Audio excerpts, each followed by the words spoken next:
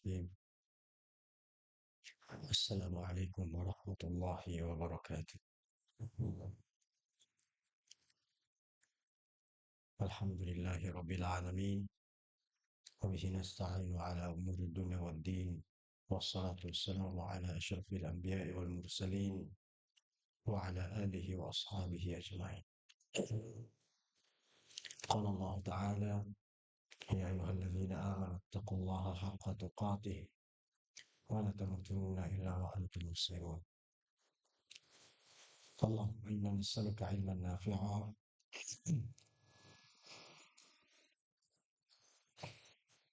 ورزقا طيبا وعملا متقبلا. اللهم انفعنا بما علمتنا وعلمنا ما ينفعنا في الدين والدنيا والآخرة. اللهم ارزقنا الإخلاص في القول والعمل.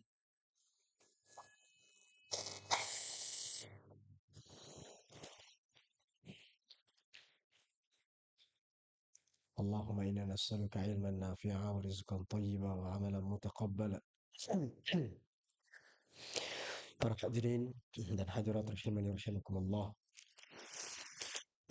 kembali kita ucapkan alhamdulillah atas nikmat dan karunia Allah untuk kita semua, sehingga pada malam hari ini Allah masih izinkan kita untuk sama-sama menghadiri rumah Allah yang mulia ini dalam rangka beribadah kepada Allah dan mempelajari ayat-ayat suci Al-Quran dan sunnah Nabi kita Sallallahu Alaihi Wasallam, yang semoga Allah Subhanahu Wa Taala senantiasa memberikan kita kekuatan iman, kekuatan fisik untuk menghambakan diri kepada Allah Subhanahu Wa Taala. Salawat dan salam semoga senantiasa tercurahkan kepada baginda Rasulullah Sallallahu Alaihi Wasallam. Allahumma salli ala nabiyina Muhammad wa ala alihi wa sahbihi ajma'in. Pembahasan kita malam hari ini adalah Al-Ma'qid Al-Thani, atau simpul yang kedua yang harus difahami oleh setiap penuntut ilmu agar mampu mengagungkan ilmu itu sendiri. Simpul yang kedua atau poin kedua yang harus difahami oleh setiap penuntut ilmu agar sampai kepada derajat mengagungkan ilmu itu sendiri.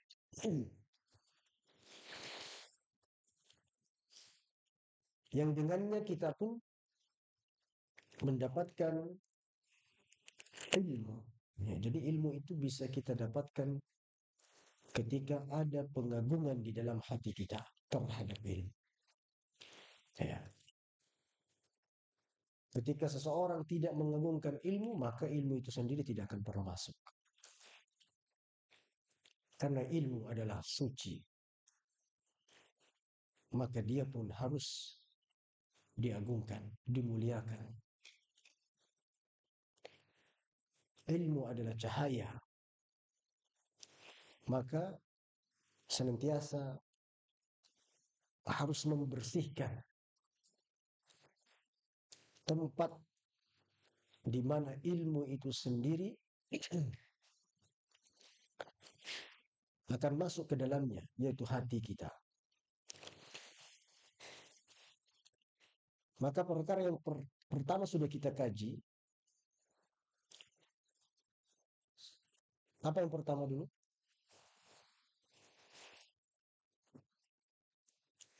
Simpul yang pertama untuk mengagungkan ilmu.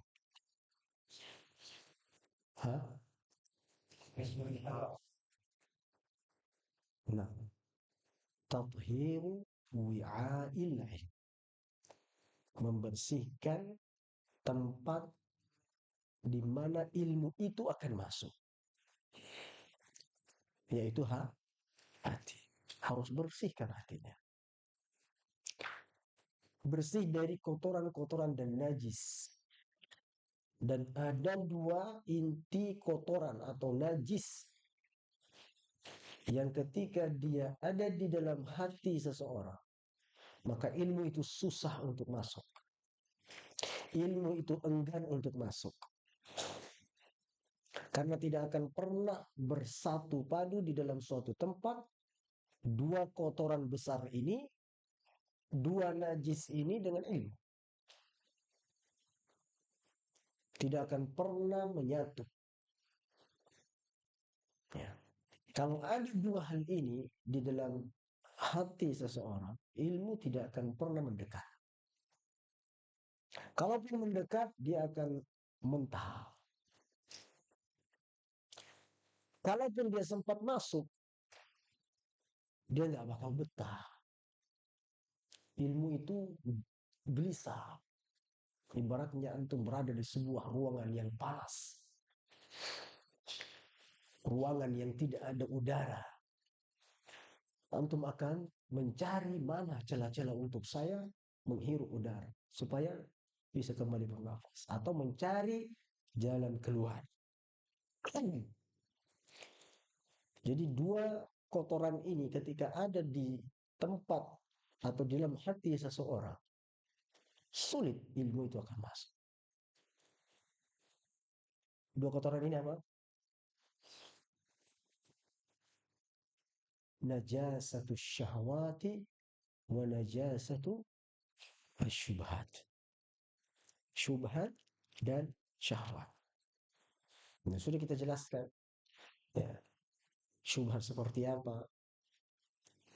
Kemudian syahwat.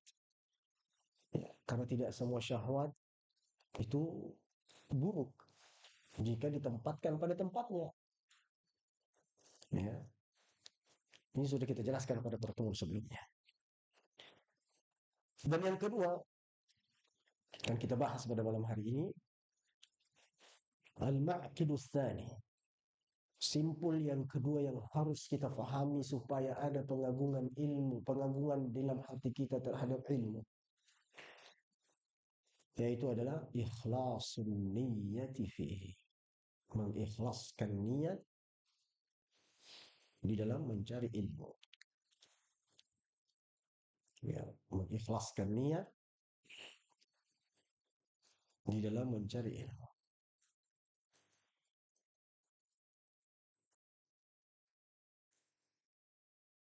Ikhlas sering kita dengar. Sering kita dinasihati terus menerus soal ikhlas. Dan tidak ada nasihat yang lebih penting dari supaya kita terus menjaga keikhlasan. Ini nasihat ibarat suatu kebutuhan primer bagi kita untuk jaga niat. Karena begitu mudahnya niat itu tergelincir. Begitu hebatnya syaitan dan iblis terus berusaha supaya niat-niat hamba-hamba ini tersesat. Sehingga akan menjadi teman-temannya kelak sebagai penghuni-penghuni di akhirat wa iyad billah.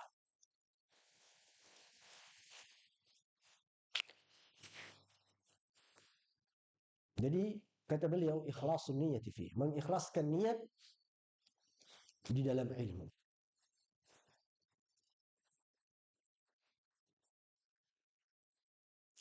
Mengikhlaskan niat untuk Allah Subhanahu wa taala.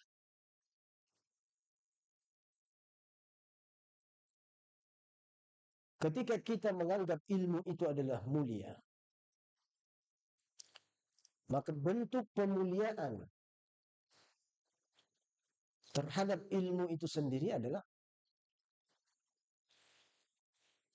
hendaknya niat kita di dalam mencarinya adalah karena Allah Subhanahu wa taala, bukan karena makhluk, bukan karena fulan si fulan.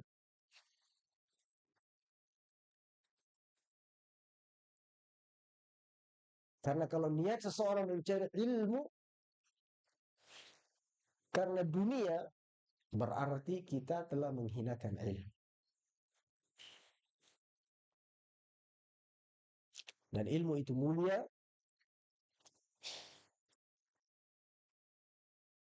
kalau kita niatnya mencari ilmu tersebut untuk mencari sesuatu yang hina, sementara dunia itu hina, maka berarti kita menghinakan ilmu. Ya. Saya ulangi. Ketika kita mencari ilmu itu karena sesuatu yang hina, artinya untuk dunia, dan dunia itu hina, maka berarti kita juga menghinakan ilmu itu sendiri. Tapi kalau kita niatkan di dalam menuntut ilmu adalah mengharap surganya Allah Subhanahu wa taala, ingin dimuliakan Allah Azza wa Jalla, ingin diberi ganjaran yang besar dari Allah Subhanahu wa taala, berarti kita telah ikhlas dalam menuntut ilmu tersebut. Dan ini termasuk pengagungan terhadap ilmu. Jadi untuk mengagungkan ilmu itu sendiri, ya perbaiki niatnya di dalam mencarinya.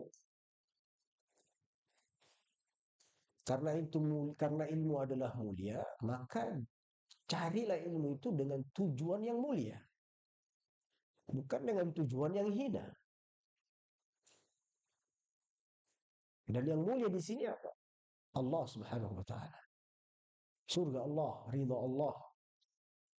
Ya, mengharap pahala dan ganjaran surga dari Allah Subhanahu wa taala di akhirat kelak. Kemudian beliau mengatakan rahimahullah hafizahullah taala, inna ikhlasal a'mali asasu qabuliha wa sullamu wusuliha. Sesungguhnya keikhlasan di dalam beramal adalah pondasi utama untuk diterimanya amal itu sendiri. Kalau tidak ada ikhlas dalam beramal, maka amalannya tidak akan diterima oleh Allah Subhanahu wa taala.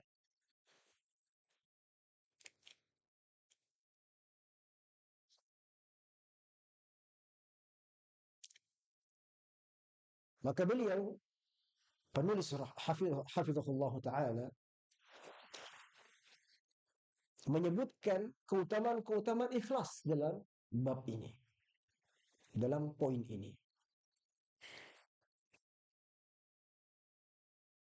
Dan ikhlas merupakan tangga dasar untuk amal-amal kita diterima oleh Allah Subhanahu wa taala. Sulam. Beliau mengatakan sulamu wusuliha. Sulam itu artinya tangga. Untuk sampai kepada ilmu, maka tangga-tangganya adalah ikhlas.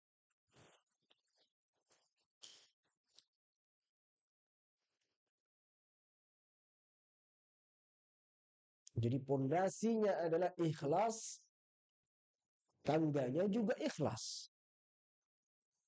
Tuh. Ya. Kata beliau, asasu qabuliha. Pondasi utama diterimanya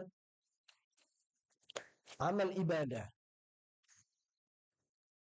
adalah keikhlasan, dan untuk sampai kepada ilmu kita harus melewati tangga-tangganya yang itu juga adalah ikhlas.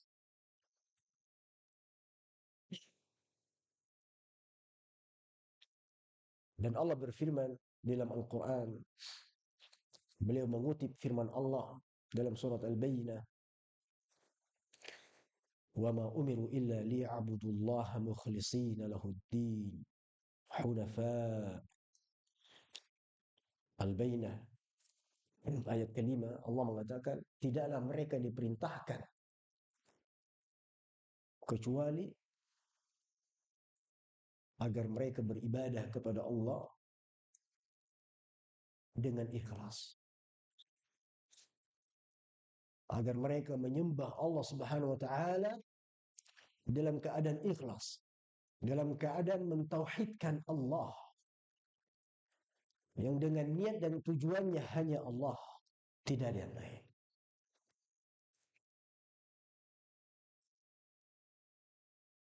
Dan di dalam Sahih Al-Bukhari dan Imam Muslim, hadis yang masyhur, Rasulullah pernah bersabda dari Umar bin Khattab radhiyallahu taala anhu. Kata Umar bin Khattab radhiyallahu taala anhu, bahwasanya Rasulullah pernah bersabda, innamal a'malu binniyat wa innama likulli imri'in ma nawa, faman kanat hijratuhu ila Allah wa rasulihi fahijratuhu ila Allah wa rasulihi, wa man kanat hijratuhu lid-dunya yusibuha aw imra'atun yunkihuha fahijratuhu ila ma hajara ilaiha. Innamal a'mal binniyat. Sesungguhnya amalan-amalan itu harus dibarengi dengan niat. Wa innama likulli imri'in ma nawa, dan sesungguhnya orang akan mendapatkan ganjaran pahala sesuai dengan niatnya. Ya. Apa tujuannya dia melakukan amalan-amalan tertentu? Dan dia akan mendapatkan sesuai apa yang dia inginkan. Ketika dia beramal untuk dipuji manusia, dia akan dapatkan pujian. Tapi sama sekali tidak akan ada pahalanya di sisi Allah Subhanahu wa taala. Jika itu motivasinya, jika itu niatnya. Tapi jika niatnya adalah Allah Subhanahu wa taala, maka dia akan mendapatkan pahala dan bisa saja dia dapatkan pujian. Dan kata Rasulullah SAW, ketika seseorang beramal niatnya ikhlas karena Allah, dan kemudian sementara itu dia dapatkan pujian dari manusia,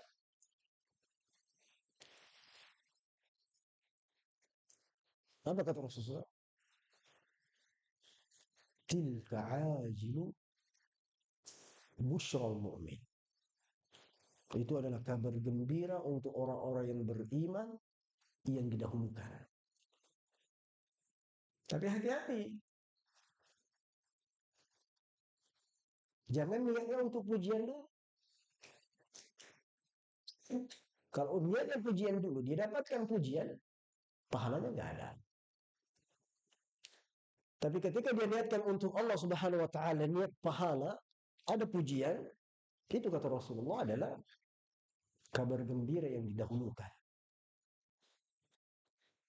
Dan tentunya kita harus selalu menjaga hati. Jadi nggak berubah hati itu ketika dipuji. Justru kita takut. Takut akan berubahnya hati yang lemah ini ketika dipuji. Makanya Rasulullah SAW itu mengingatkan kepada kita,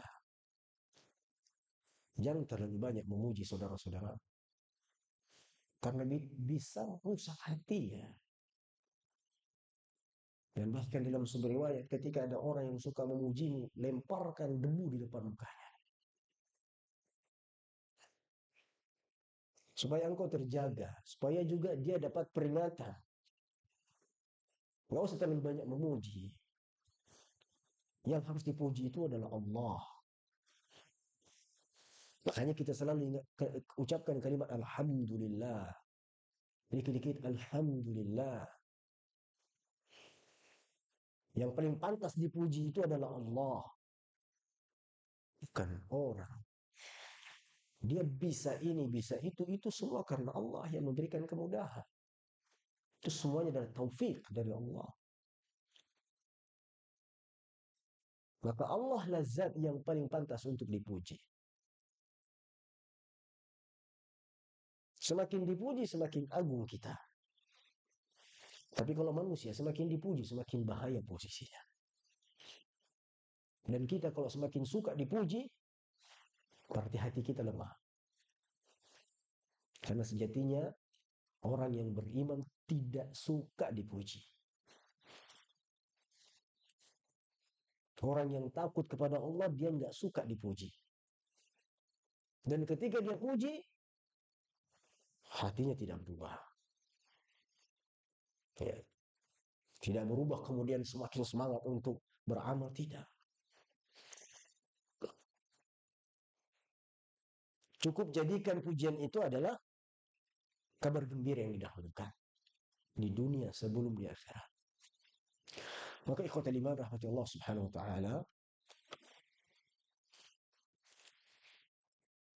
Nabi kita sallallahu alaihi wasallam di dalam hadis tadi, innamal a'mal binniyat wa innamal likulli imri'in ma nawa, mengatakan amalan itu adalah dengan niat, dan bagi setiap orang apa yang dia niatkan. Orang kan dapatkan nilai ganjaran dari Allah itu sesuai dengan niat. Siapa yang inginkan dunia, akan dunia. Tapi apakah dia akan dapatkan sesuatu nanti kalau di akhirat? Tidak akan dapat. Bahkan sebagian ulama tetap ketika ada niat dicampuri oleh tujuan dunia, itu rusak amalnya. Rusak. Makanya ini penting sekali untuk kita jaga hati. Periksa dulu tujuannya apa ini kita berniat beramal. Ya. Makanya kata para ulama, menjaga hati itu bukan hanya di awal kita mau beramal, tidak. Tapi terus, konsisten, kontinu. Kita harus selalu menjaga kestabilitas hati kita untuk tetap berada di atas koridor niat ikhlas karena Allah. Saat sebelum beramal, ketika kita sedang beramal, ya, saat amalan sudah hampir selesai, bahkan setelah amal pun tetap harus kita jaga hati kita.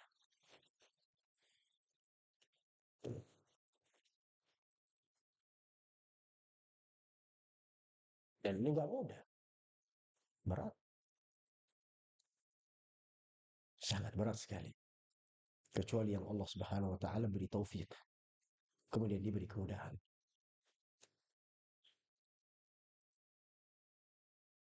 Kemudian beliau mengatakan,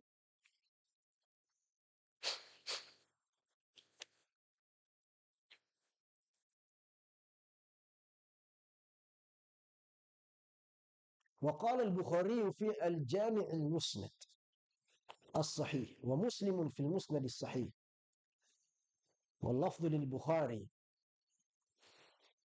حدثنا عبد الله بن مسلمة قال أخبرنا مالك عن يحيى بن سعيد عن محمد بن إبراهيم عن علقمة عن عمر بن الخطاب إنما الأعمال بالنيات وإنما لكل ما نوى وما سبق من سبق ولا وصل من وصل من السلف الصالحين إلا بالإخلاص لرب العالمين.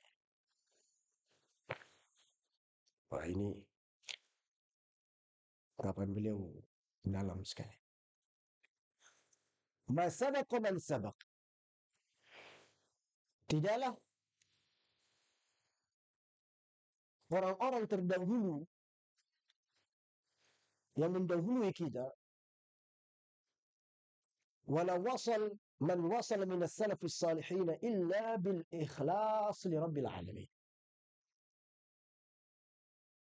Tidaklah orang-orang terdahulu mendahului kita, dan tidaklah sampai orang-orang yang sampai dari kalangan para salafus salihin kecuali karena keikhlasan mereka untuk Allah Azza wa Jalla.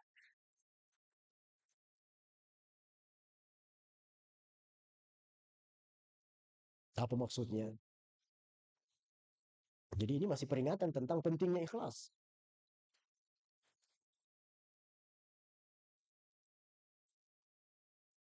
Artinya adalah orang-orang terdahulu, mereka sampai menjadi seorang ahli ibadah, menjadi seorang ahli fikih. Ada yang ahlul hadis, ada yang mereka dikenal dengan akidahnya, dan ada yang dikenal dengan sesuatu yang baik. Tidaklah mereka sampai kepada pencapaian tersebut. Itu disebabkan karena keikhlasan-keikhlasan mereka.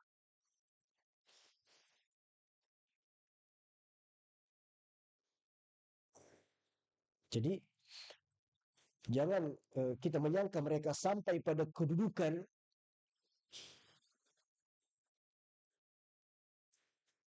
sesuatu yang mulia hanya karena sekedar melakukan perjalanan menuntut ilmu, hanya sekedar menghafal. Tidak demikian. Tidaklah mereka sampai kepada suatu kedudukan yang mulia kecuali karena di antara penyebabnya adalah, dan yang paling utama adalah karena mereka ikhlas dalam beramal. Mereka ikhlas dalam menuntut ilmu. Karena mereka mengagungkan ilmu. Karena niat mereka adalah Allah Subhanahu wa ta'ala. Sehingga akhirnya mereka pun menjadi ahli fikih, menjadi ahlul hadis, menjadi ahli taqwa, ahli ibadah.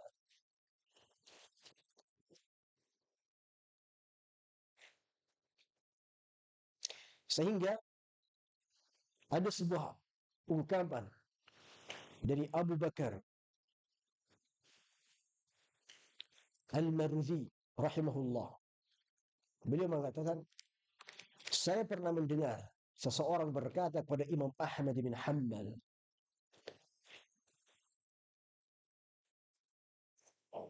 kemudian disebutkan kepada beliau tentang masalah kejujuran dan juga keikhlasan. Faqala Abu Abdullah, bihadza irtafa'al qaum.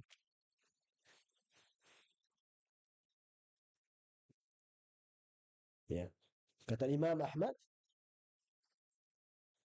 dengan inilah seseorang irtafa', artinya ditinggikan, dimuliakan disebabkan karena keikhlasannya yang tinggi.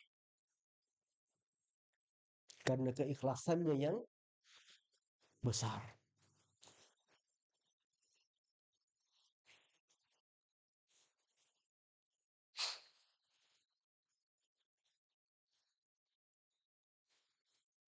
Kemudian, kenapa kok para ulama luar biasa harumnya namanya mereka?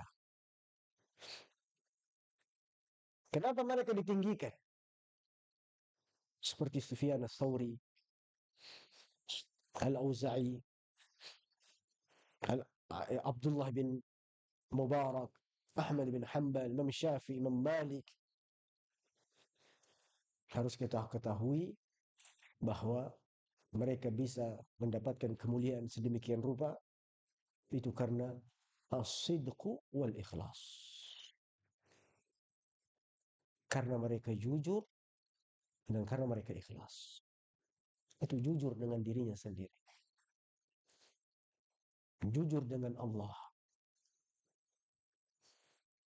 Yes. Tidak ada pengkhianatan, tidak ada kemunafikan. Dia betul-betul tujuannya adalah Allah.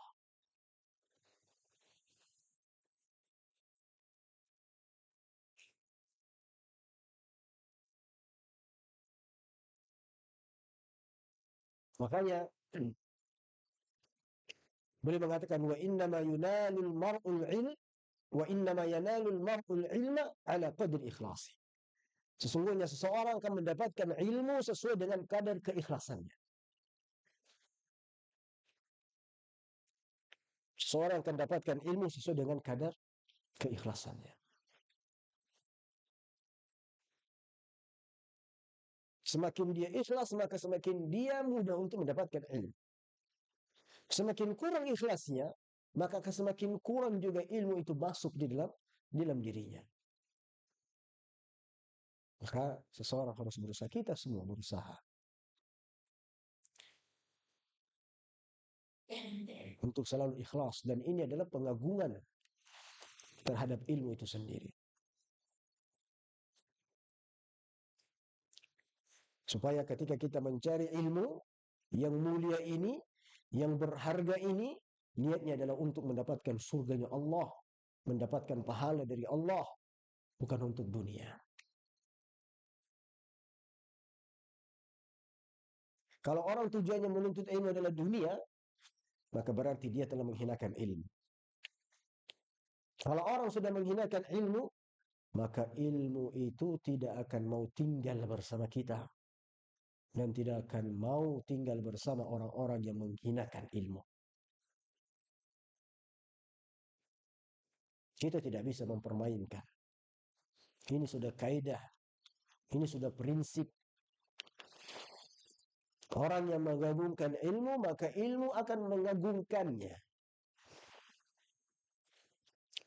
Dan orang yang menghinakan ilmu dengan cara niat adalah untuk dunia, supaya dikenal, supaya populer, supaya mendapatkan harta di dunia dengan ilmunya. Maka harus kita fahami, dia tidak akan pernah mendapatkan ilmu selama-lamanya. Meskipun dia duduk di majelis ilmu berpuluh-puluh tahun. Coba lihat bagaimana pentingnya ikhlas di sini. Ya, pentingnya ikhlas. Kemudian beliau mengatakan wal ikhlasu fil ilmi yaqumu ala arba'ati usul. Dan ikhlas itu di dalam menuntut ilmu dibangun di atas 4 pondasi. Artinya kalau kita niatkan menuntut ilmu di atas 4 pondasi ini, insya Allah dinilai ikhlas. Maka lihat niat kita apa di dalam belajar. Ada enggak di antara 4 poin ini? Apa kata beliau yang pertama?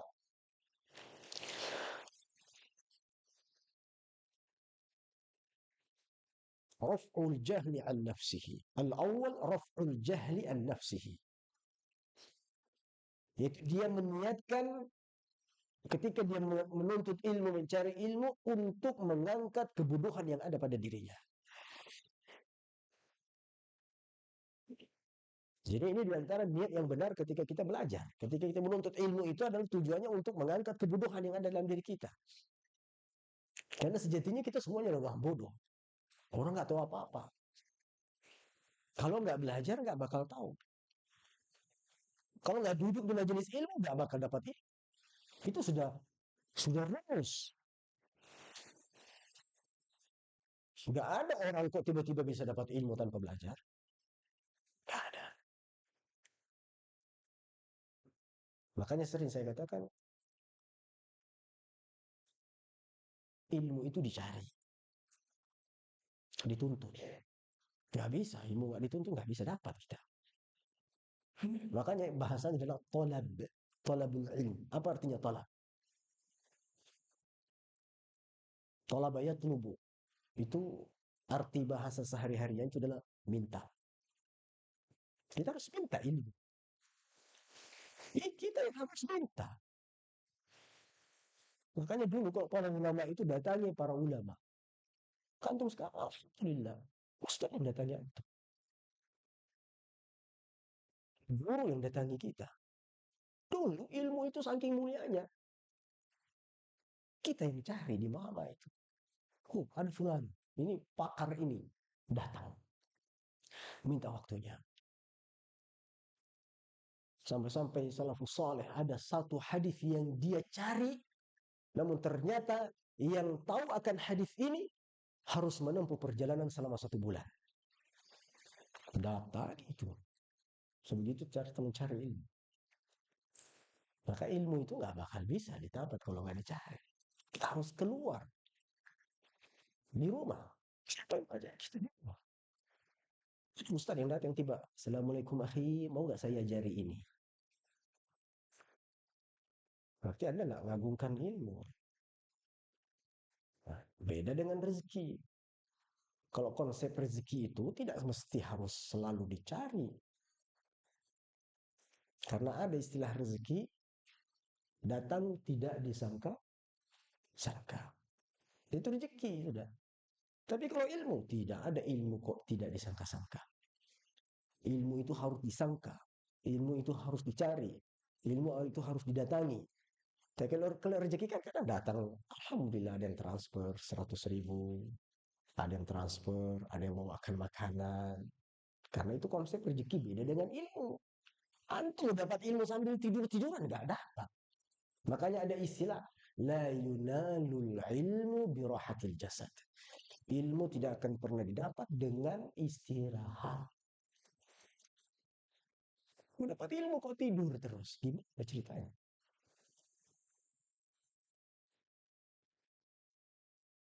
Kalau rezeki bisa saja orang dapat rezeki karena warisan. Bisa saja orang dapat rezeki karena ya tidak mesti harus sesuai dengan effort. Tidak mesti harus sesuai dengan usaha. Ada orang yang usahanya sedikit, tapi ternyata rezekinya banyak. Ada juga orang yang teorinya sudah dikuasai. Dia belajar seminar di sana, di sini. Ikut workshop ini, dan ini. Buka usaha, hasil. Nah, ilmu tidak bisa. Harus belajar. Harus duduk kita. Harus benar-benar dicari. Maka niatnya adalah raful jahli an nafsihi. Niat pertama ketika kita belajar itu supaya saya mengangkat bodoh. Saya ini orang bodoh nih. Saya nggak tahu apa-apa. Ya. Maka ketika kita merasa bodoh, maka kita akan terus mencari. Yang masalah itu ketika orang sudah merasa dirinya pintar. Nah, makanya di antara orang-orang yang tidak dapat ilmu, dua jenis. Mustakbir wa mustahil. Dua golongan ini nggak bakal bisa belajar. Yang pertama, mustakbir, orang yang sombong. Dia sombong. Misalnya kau sudah tahu, misalnya kau sudah pintar. Jangan. Ada orang, itu kajiannya tauhid lagi, usul salatah lagi. Saya sudah khatam kemarin di pengajian fulan. Subhanallah. Jangan ada seperti itu. Ilmu itu semakin diulang semakin manfaat. Makanya ilmu itu apa kata orang? Ilmu bitikrar. Ilmu itu harus diulang, ulang. Selesai hafalan apa ditinggal begitu saja nggak bisa. Murojaah lagi, ulangi lagi, hafal lagi, dengarkan lagi, duduk lagi. Makanya untuk melihat adab-adabnya para masyayikh, para ulama. Kita tahu Syekh Abdul Razak itu kadang masih duduk di majelis ilmu Syekh Fulan. Subhanallah. Karena kenapa? Padahal siapa yang nggak tahu Syekh Abdul Razak? Hafizahullah. Kadang Fulan kita dilihat, oh, subhanallah, beliau duduk di majelis ini. Karena kenapa? Bukan hanya sekedar, saya kan sudah paham. Saya kan sudah hafal. Wah, itu khatam itu, ilmu itu. Bukan itu yang dicari. Ulama itu mencari keberkahan ilmunya. Mencari pahala di balik duduknya dia kembali di majelis saya. Jadi, pertama tidak akan dapat ilmu orang yang sombong. Yang kedua mustahil. Orang yang malu. Kalau malu nggak bakal bisa dapat ilmu. Malu duduk di majelis ilmu. Malu dikatakan soalim. Malu dikatakan, wis, antum sekarang sudah berubah ya. Nggak bisa. Ini syaitan semua ini. Ketika kita merasa malu, ya, itu juga merupakan waswasatus syaitan yang selalu bisikan kita malu. Malu dibilang baik, malu dibilang saleh. Ya, terus mau jadi apa kita? Malu dikatakan duduk majelis ilmu. Oh, sekarang sudah rajin ya duduk di majelis ilmu ya. Ini waswasatus syaitan ini. Sama dengan waswasatus syaitan ketika dia membisikkan hati kita supaya sombong. Kita sudah merasa bisa.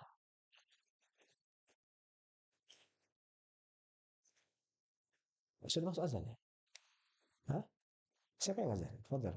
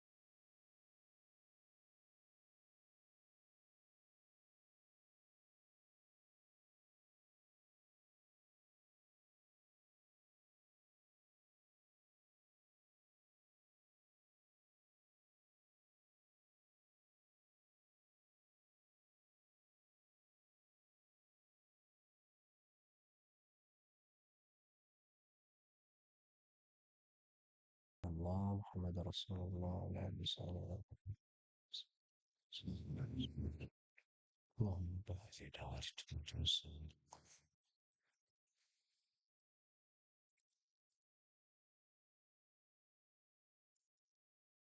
Baik, kita lanjut sedikit ikhwatan iman. Jadi yang pertama tadi kita sudah sampai pembahasan bahwa ikhlas dalam menuntut ilmu itu ketika apa? Niatnya adalah apa tadi? Mengangkat kebodohan dari dirinya. Bita'rifiha, kata beliau, bita'rifiha ma 'alaiha min al-'ubudiyah. Ya.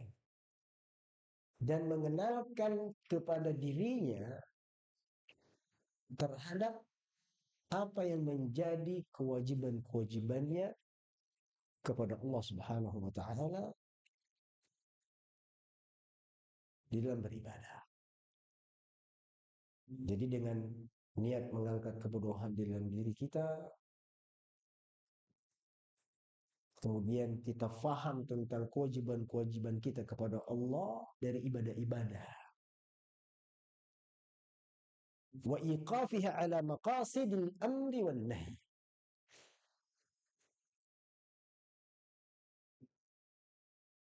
Dan supaya untuk mengetahui mana perintah, mana larangan. Ya kalau nggak belajar, mana paham kita? Ya kalau nggak belajar, duduk majelis ini mana tahu mana ibadah ini. Oh ternyata ini adalah sebuah ibadah. Oh ini wajib. Oh ini sunnah. Tidak bakal bisa kita tahu mana yang ibadah, mana yang bukan. Kalau kita belajar, mana bisa kita faham. Oh ternyata begini tata cara ibadahnya dari tuntunan Nabi. Oh puasa itu begini. Ah ternyata sholat itu begini caranya. Itu tak mungkin bisa kita ketahui tanpa belajar. Dan juga kita bisa mengetahui mana yang diperintahkan, mana yang dilarang.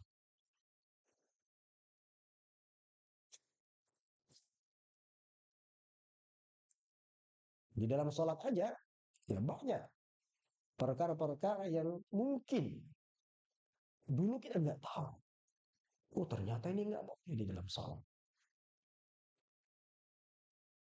Oh ternyata di dalam sholat itu bacaan-bacaannya seperti ini. Oh ternyata dalam sholat itu pergerakan-pergerakannya seperti ini. Nah kita tahunya dengan cara apa? Ya belajar. Dengan niat untuk mengangkat kebodohan yang ada dalam diri kita. Pada dasarnya karena kita semua adalah bodoh. Kita dilahirkan dalam kondisi nggak tahu apa-apa. Nggak pakai apa-apa. Nggak punya apa-apa. Nggak tahu apa-apa.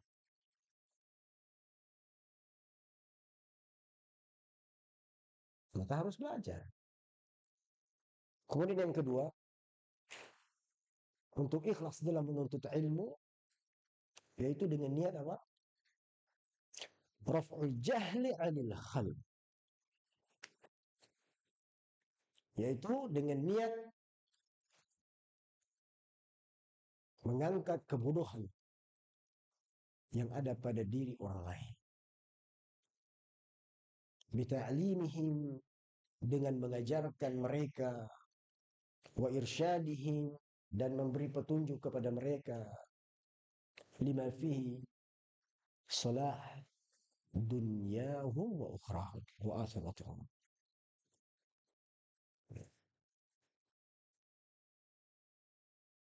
Karena dengan mengajarkan, dengan memberi petunjuk kepada orang yang ada di sekeliling kita, di situ ada maslahat besar bagi kehidupan mereka di dunia dan di akhirat.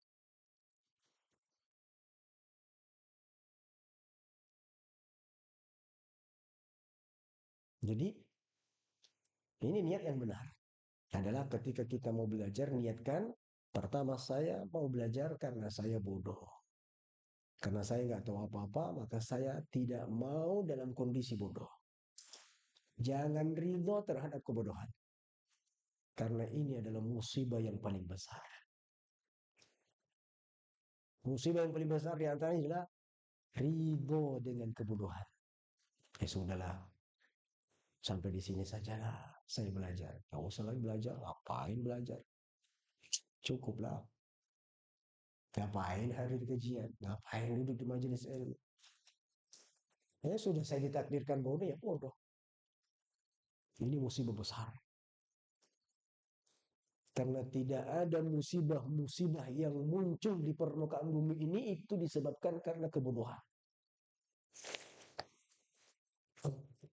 Kebodohan. Terjadi kerusakan di muka bumi ini. Faharul fasadu fil barri wal bahr. Bima kasabat aydin nas. Terjadinya kerusakan di lautan, di daratan itu disebabkan karena ulah dan tangan-tangan manusia itu sendiri. Kenapa? Karena bodoh. Kehancuran karena bodoh. Mencuri karena bodoh.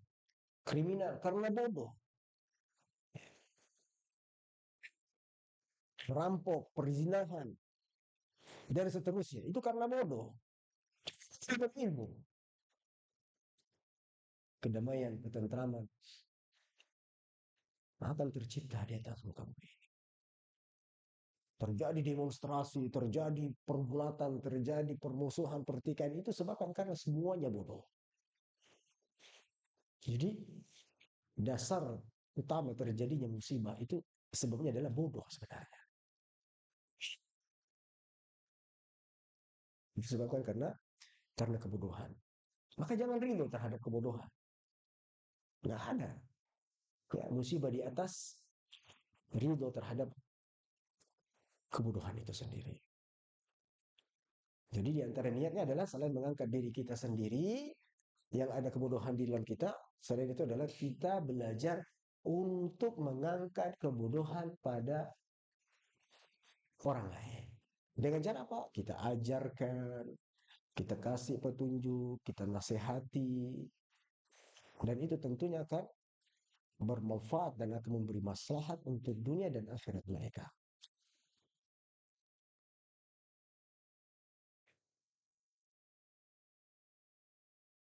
Jadi kalau belajar itu motivasinya itu tadi, jangan hanya untuk diri sendiri, tapi niatkan saya belajar ini supaya nanti saya sampaikan kepada anak istri saya, kepada saudara-saudari saya. Oh, ini loh yang benar. Sunnah itu seperti ini, tuntunan Nabi kita itu seperti ini. Ya, kepada orang tua kita, ya, kita ajarkan nilai-nilai tauhid. Oh, ini yang boleh.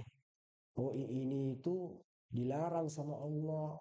Allah marah nanti kalau seperti ini. Tapi tentunya dengan cara yang baik. Dengan penuh sopan santun dan kelembutan. Hari ini belum dia terima, sampaikan lagi. Besok, sampaikan lagi. Lusa, pekan depan, bulan depan, sampaikan terus. Karena dakwah itu tidak semudah kita membolak-balikan telapak tangan. Tidak bisa. Butuh waktu, butuh proses, butuh kelembutan, butuh hikmah. Tidak dengan terburu-buru. Posisikan mereka itu sama seperti kita dulu. Yang gak dapat hidayah. Maka sayangi mereka. Dan dia yang terbentuk sayangnya kita aja. Soal mau apa tidak nantinya, ya sudah, itu semuanya di tangan Allah Subhanahu wa ta'ala. Setidaknya kita sudah punya niat dan usaha. Kita yang belajar supaya kita tidak bodoh, dan kemudian setelah kita tahu, kita pun punya usaha untuk mengajarkan kepada orang lain. Ini yang kedua. Yang ketiga, niat ikhlas dalam menuntut ilmu, yaitu ketika dia niatkan ihya'ul ilm wa hifdhuhu min ad-dhaya'. Niatnya adalah untuk menghidupkan ilmu dan menjaga ilmu itu sendiri supaya tidak punah.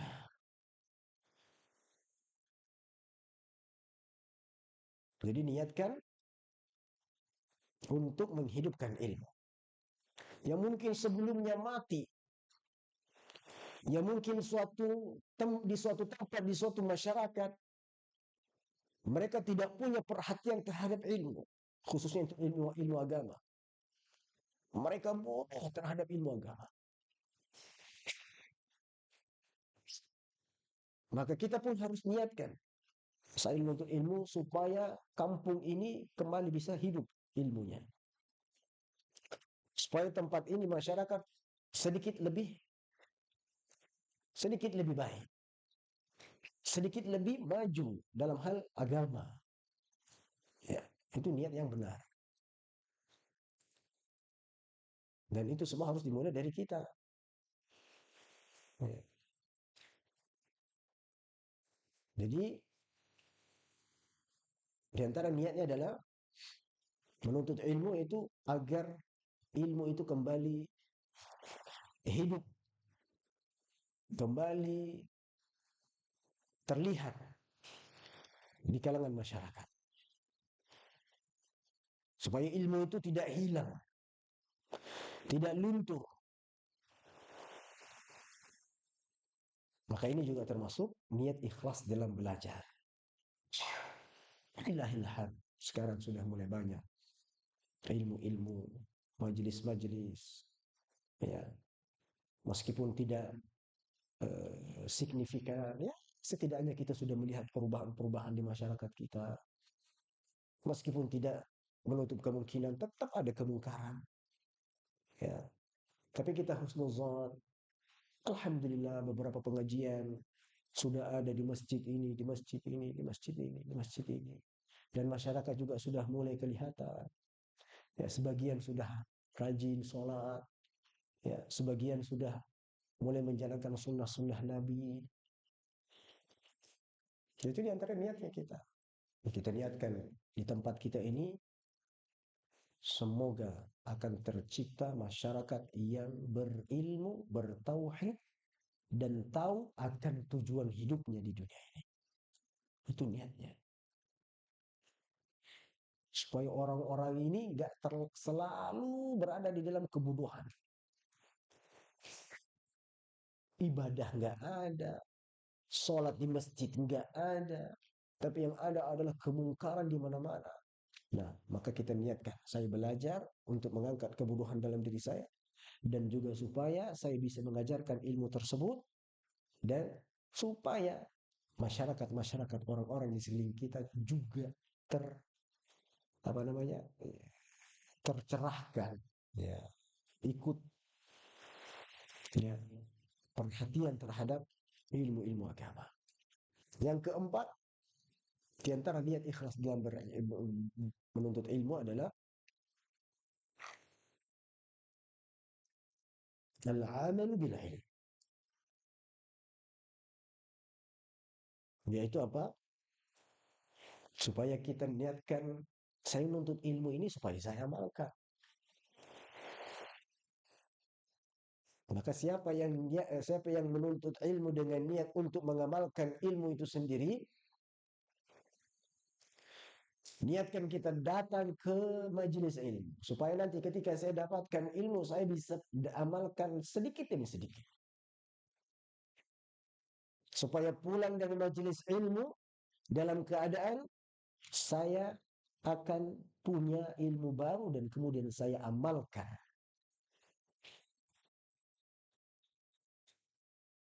Nah, ini termasuk ikhlas dalam menuntut ilmu.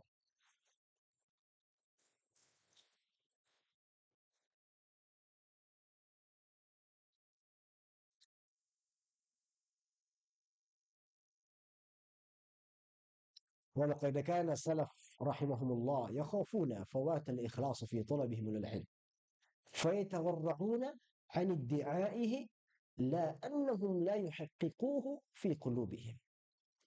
Jadi dahulu para salafus salih rahimahumullah itu mereka takut sekali kalau sampai mereka tidak ikhlas di dalam menuntut ilmu. Karena kalau mereka sampai tidak ikhlas dalam menuntut ilmu, ya rugi besar. Mereka sudah capek-capek, datang dari jauh, Ya. Bahkan ada di antara kaum atau ulama kalangan salafus saleh datang dari Yaman atau datang dari Baghdad, Irak menuju Yaman. Bayangkan dengan jalan yang luar biasa. Itu disebabkan cuma untuk menuntut ilmu. Nah, kalau tidak ikhlas dalam menuntut ilmu, mereka tidak akan dapatkan ilmu itu tersebut dan mereka tidak akan dapatkan faedah apa-apa. Ya. Dan kemudian beliau mengatakan di sini, fayatawarrauna 'an iddi'aihi. Ya.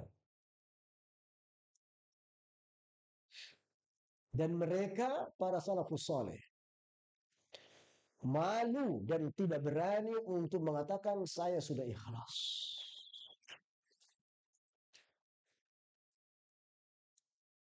Bukan berarti mereka tidak ikhlas, tapi mereka malu dan tidak berani untuk mengatakan saya sudah ikhlas.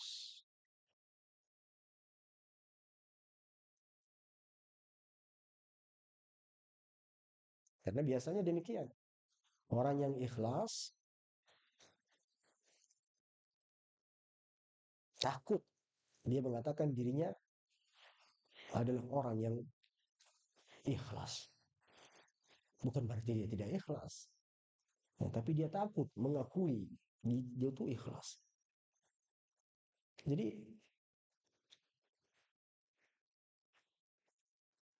jangan pernah mengaku saya ikhlas. Nah, kalau Anda ikhlas itu tidak perlu pengakuan. Paham maksudnya? Ikhlas itu cukup Anda dan Allah yang tahu. Tak perlu lontar-lontarkan. Itu kalau sudah lontarkan, saya ikhlas. Wah, ini bahaya. Berarti Anda merekomendasikan diri sendiri. Nah, terus untuk apa orang kalau saya ikhlas? Ikhlas itu akan diketahui fulan. Dan itu nggak ada yang bisa tahu. Kita nggak ada tahu. Isi hati saya nggak ada tahu. Kita juga yang hadir di sini nggak ada yang tahu. Saya nggak tahu ikhlas apa enggak ini. Karena ikhlas itu yang tahu cuma kita dan Allah SWT. Jadi nggak perlu diiklankan. Dia nggak perlu, Pak, ini saya kasih. Saya ikhlas, saya ikhlas. Untuk apa? Kasih-kasih aja. Pengakuan cukup Allah yang mengakui. Dan ini bahaya. Kalau antum mengaku saya ikhlas, ini berarti anda nggak ikhlas sih. Kalau ada orang mengamalkan saya ikhlas, itu bahaya. Berarti dia tuh bisa jadi nggak ikhlas justru. Karena ikhlas itu tidak perlu diperlihatkan. Ikhlas itu di sini, bukan di sini. Ikhlas itu di hati, bukan di mulut. Karena ikhlas tempatnya di mana? Di hati. Jadi antum jangan juga memancing teman-teman antum yang beramal. Ikhlas gak nih? Kayaknya nggak ikhlas. Ikhlas, ikhlas. Bisa jadi nggak ikhlas jadinya kan. Jadi Rasul mengatakan innamal a'malu binniyat wa innamal likulli imri'in ma nawa. Orang akan mendapatkan orang beramal itu ada niatnya dan seseorang akan mendapatkan apa yang dia niatkan. Dan apa kata para ulama? Wa niyatu mahalluha fil qalb. Sedangkan niat itu tempatnya di hati, bukan di mulut. Nah,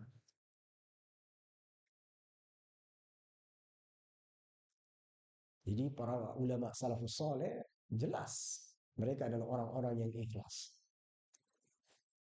Dan kita tahu sendiri dari keilmuan-keilmuan mereka bagaimana umat ini ya cinta kepada mereka, mengenal kesolehan mereka dan kita berharap semoga Allah Subhanahu wa taala ya dan semoga mereka ya, adalah orang-orang yang diberi oleh Allah Subhanahu wa taala karunia yang besar dan kita semua dengan keikhlasan. Maka selalu minta ikhlas. Minta kepada Allah. Ikhlas itu berat. Maka harus minta pengampunan sama Allah. Ya Allah, karuniakan hifz dalam hamba, baik dalam berucap dan beramal. Sebagaimana Nabi selalu berlindung, Allahumma inni a'udzubika min an nusyrika bika syai'an a'lamu wa astaghfiruka lima la a'lam. Ya Allah, a'udzubika. Aku berlindung kepadamu dari berbuat syirik. Sementara aku ketahui wa astaghfiruka, dan aku memohon ampun kepadamu jika aku ternyata melakukan perbuatan-perbuatan syirik. Artinya, aku ternyata melakukan amalan-amalan di situ ada unsur-unsur riya. Mohon ampun ya Allah. Dan betapa banyak kadang kita beramal ada percikan-percikan riya. Maka kita pun memohon pertolongan Allah Subhanahu wa taala agar kita dilindungi dari berbuat beramal bukan karena Allah semata-mata. Dan ketika itu ada, tolong ampuni hamba ya. Kalau ternyata di dalam amalanku ada sekian persen, itu bukan untukmu, tapi untuk manusia. Ampuni hamba. Itu doa ini harus dibaca. Seminta sama Allah Subhanahu wa taala. Ya. Wassallallahu wasallam ala nabiyyina Muhammadin wa ala alihi wasallam. Subhanakallahumma wa bihamdika asyhadu an la ilaha illa anta astaghfiruka wa atubu ilaik. Assalamualaikum warahmatullahi wabarakatuh.